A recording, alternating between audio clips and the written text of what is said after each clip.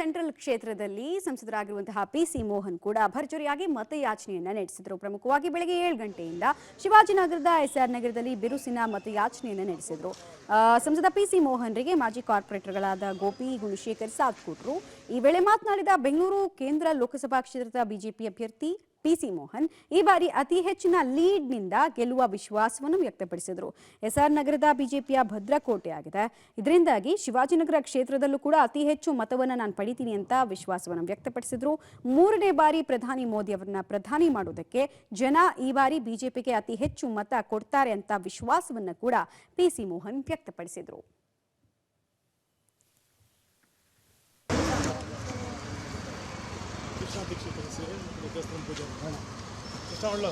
Bengaluru central ಕ್ಷೇತ್ರದ ಸಂಸದರು PC Mohan ಅವರು ಇವತ್ತು ಕೂಡ ಭರ್ಜರಿ ಪ್ರಚಾರವನ್ನು ಮಾಡ್ತಿದ್ದಾರೆ. ಬಿರು ಬಿಸಿಲಲ್ಲೂ ಕೂಡ ಪ್ರಚಾರವನ್ನು ಕೈಗೊಂಡಿದ್ದಾರೆ. ಅವ್ರ ಜೊತೆಗೆ ಮಾಜಿ ಕಾರ್ಪೊರೇಟರ್ಗಳು ಕೂಡ ಜಾಯಿನ್ ಆಗಿರುವಂಥದ್ದು. ಗೋಪಿ ಅವರಿದ್ದಾರೆ, ಜೊತೆಗೆ ಗುಣಶೇಖರ್ ಅವರಿದ್ದಾರೆ.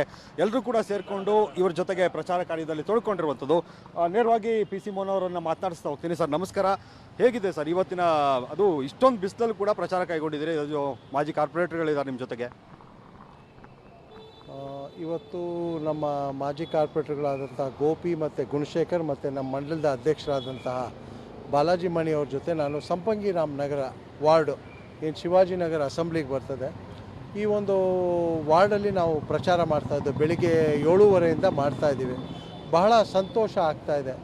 ಜನರು ನಾವು ಹೋದಾಗ ಸ್ವಾಗತಿಸ್ತಾ ಇದ್ದಾರೆ.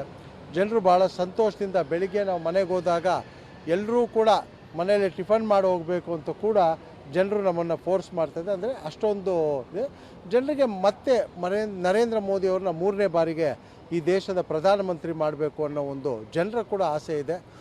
ಮತ್ತು ಬೆಂಗಳೂರಿಗೆ ಸಾಕಷ್ಟು ಕೊಡುಗೆಗಳನ್ನು ಕೊಟ್ಟಿರುವಂಥದ್ದು ಮತ್ತು ಕಾಂಗ್ರೆಸ್ಸಿನ ದುರಾಳಿತ ಏನು ಕಳೆದ 10 ತಿಂಗಳಿಂದ ಕಾಂಗ್ರೆಸ್ ಅಧಿಕಾರಕ್ಕೆ ಬಂದು ಒಂದೇ ಒಂದು ಪಾರ್ಟ್ ಹೋಲ್ ಕೂಡ ಫಿಲಪ್ ಮಾಡಿಲ್ಲ. ಜನರು ಅಭಿವೃದ್ಧಿ ಆಗಿಲ್ಲ. ಯಾಕನ ಕಾಂಗ್ರೆಸ್ ಬಂತು ಅನ್ನೋದು ಜನರ ಮನಸ್ಸಲ್ಲಿದೆ. ಗ್ಯಾರಂಟಿಗಳ ಬಗ್ಗೆ ಇವಾಗ ಯಾವುದೇ ಒಂದು 2,000 ರೂಪಾಯಿ ಕೂಡ ಸರಿಯಾಗಿ ಕೊಡ್ತಾ ಇಲ್ಲ. ಪವರ್ ಬಿಲ್ ಕೂಡ ಜಾಸ್ತಿ ಆಗಿರುವಂಥದ್ದು ಎಲ್ಲವನ್ನು ಕೂಡ ಹೇಳ್ತಿದ್ದಾರೆ. ಕಾಂಗ್ರೆಸ್ ಯಾಕನ ಬಂತು ಅಂತ ಹೇಳಿ ನಮ್ಮ ಈ ಮತದಾರರು ಹೇಳ್ತಾ ಇದ್ದಾರೆ. ಈಗ ಎಸ್ಆರ್ ನಗರ ಅಂತಂದರೆ ಬಿಜೆಪಿಯ ಭದ್ರಕೋಟೆ ಅನ್ನೋ ಥರದ ಮಾತುಗಳಿತ್ತು. ಅಂದರೆ ಈ ಬಾರಿಯೂ ಕೂಡ ಅವರೆಲ್ಲರೂ ಕೂಡ ನಿಮಗೆ ಮತ ಹಾಕ್ತಾರೆ, ನಿಮ್ಮ ಪರವಾಗಿದ್ದಾರೆ ಅನ್ನಿಸ್ತಿದೆಯಾ ಸರ್? ವಿಶ್ವಾಸ ಇದೆಯಾ ನೀವು ಕ್ಯಾಂಪೇನ್ ಮಾಡಿದಂಥ ಸಂದರ್ಭದಲ್ಲಿ? ನಾವು 7:30 10:30 ತನಕ ಮಾಡಿ ಮುಗಿಸೋಣ ಅಂತಿದೆ. ಜನ ಕೊಡ್ತಾ ಇರೋ ರೆಸ್ಪಾನ್ಸ್ ನೋಡಿ ನಾವು ಇವಾಗ 12 ಗಂಟೆ ತನಕ ಕೂಡ ನಾವು ಮಾಡಬೇಕು ಅಂತ ಹೇಳಿ ನಮಗೆ ಮನಸ್ಸು ಬಂದಿದೆ. ಯಾಕೆ ಅಂತ ಹೇಳಿದ್ರೆ ಜನರು ಹಂಗೆ ಸ್ವಾಗತಿಸ್ತಿದ್ದಾರೆ. ಖಂಡಿತವಾಗಲೂ ಕೂಡ ಈ ಬಾರಿ ಶಿವಾಜಿನಗರ ಅಸೆಂಬ್ಲಿ ಕ್ಷೇತ್ರದಲ್ಲೂ ಕೂಡ ನಾವು ಲೀಡ್ ತೊಗೊಳ್ತೀವಿ ಅನ್ನೋ ಒಂದು ವಿಶ್ವಾಸ ನನಗಿದೆ.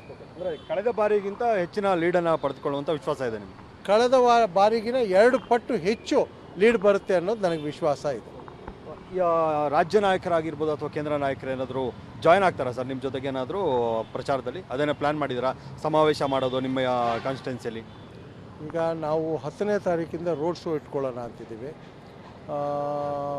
7ನೇ ತಾರೀಕು ಆದಮೇಲೆ ಕೂಡ door to door road show 7ನೇ ತಾರೀಕು ಆದಮೇಲೆ ನಾವು ರೋಡ್ ಶೋ ಇಟ್ಕೋಬೇಕಂತಿದ್ದೀವಿ. ನಮ್ಮ ರಾಜ್ಯ ಅಧ್ಯಕ್ಷರಾದ BY ವಿಜೇಂದ್ರ ಅವರು, ನಮ್ಮ ಹಿರಿಯ ನಾಯಕರು ಮಾಜಿ ಮುಖ್ಯಮಂತ್ರಿ ಯಡಿಯೂರಪ್ಪನವರು, ಅಶೋಕ್ ಅವರು ಮತ್ತು ಎಲ್ಲ ನಮ್ಮ ರಾಷ್ಟ್ರೀಯ ನಾಯಕರುಗಳು ಕೂಡ ಬರ್ತಾ ಇದ್ದಾರೆ. ನಮ್ಮ ಒಂದು ನಿರೀಕ್ಷೆ, ಇಲ್ಲಿನ ನಮ್ಮ ಮತದಾರರ ನಿರೀಕ್ಷೆ ಇದೆ, ಮೋದಿಜಿಯವರು ಕೂಡ ಬರಬೇಕು ಅಂತೇಳಿ.